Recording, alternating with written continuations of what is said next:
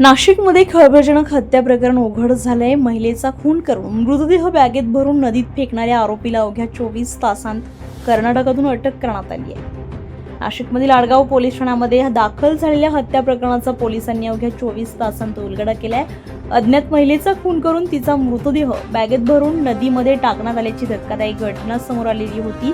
तपासादरम्यान ही महिला सुनीता विश्वकर्मा असल्याचं निष्पन्न झालंय. गोपनीय माहितीच्या आधारे अनैतिक प्रेमसंबंधातून तिचा खून झाल्याचा संशय व्यक्त करण्यात आलाय.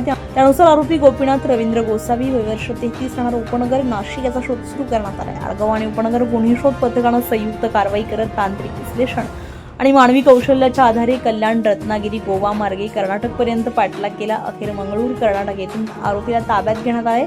चौकशीमध्ये आरोपींनी गुन्ह्याची कबुली दिली आहे. त्याला न्यायालयामध्ये हजर करून नाशिकमध्ये आणण्यात आले. या कारवाईमुळे नाशिक पोलिसांनी पुन्हा एकदा वेगवान आणि प्रभावी तपासाचं उदाहरण दाखवून दिले. प्रेमसंबंधातून घडलेला हा खून आणि पोलिसांची जलद कारवाई नाशिकमध्ये पुन्हा एकदा चर्चेचा विषय ठरले. सदरची कारवाई पोलीस आयुक्त संदीप कर्णिक, पोलीस उपायुक्त परिमंडळ 1चा मोनिका राऊत, सहाय्यक पोलीस आयुक्त पंचवटी विभागाचे शेखर देशमुख यांच्या मार्गदर्शनाखाली वरिष्ठ पोलीस निरीक्षक संजय पिसे, वरिष्ठ पोलीस निरीक्षक जयंत शिरसाट, पोलीस निरीक्षक दिलीप राठोड, पोलीस निरीक्षक शिवाजी अहिरे, सहाय्यक पोलीस निरीक्षक निखिल बोंडे, आडगाव पोलीस स्टेशन पथकाचे पोलीस उपनिरीक्षक विकास पंचमुख, पोलीस उपनिरीक्षक प्रभाकर सोनवणे, उपनगर पोलीस ठाण्याचे हवालदार संदीप पवार, तसेच पोलीस अंमलदार पंकज करपे, पोलीस हवालदार इम्रान शेख, पोलीस अंमलदार दादासाहेब वाघ, पोलीस हवालदार शिवाजी आव्हाड, पोलीस हवालदार निलेश काटकर, पोलीस हवालदार मनोज परदेसी, पोलीस अंमलदार मनोज मोरे, पोलीस अंमलदार अक्षय गोसावी, प्रीतम बोराटे, रवींद्र लिंके, सुमित शिंदे, शक्ती पेंढारकर आणि तांत्रिक विश्लेषण शाखेचे अधिकारी आणि अंमलदार यांनी केली आहे.